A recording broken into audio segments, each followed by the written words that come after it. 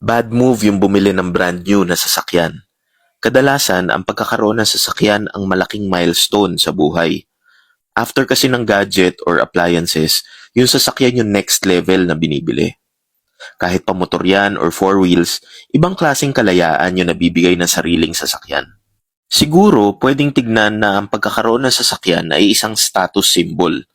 Kaya lang, ang nagiging mali ng maraming tao ay pinipili nilang bumili ng brand new na sasakyan habang nasa simula or gitna pa lang sila ng financial journey nila. Para sa akin, sa ganun sitwasyon, bad move ang pagbili ng brand new na sasakyan.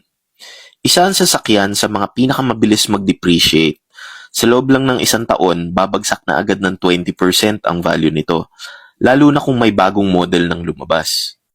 After 5 years, baka kalahati na lang yung presyo niyan.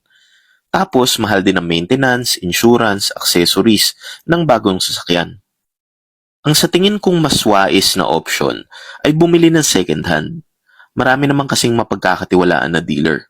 Konting research lang ang kailangan. Ang may wealth mindset kasi, hindi nakatingin kung brand new ang sasakyan or hindi. Hindi yun ang pamantayan para masabi na successful sila. Ikaw, ano sa tingin mo? Agree ka ba o hindi? Ilagay mo sa comments para mabasa natin.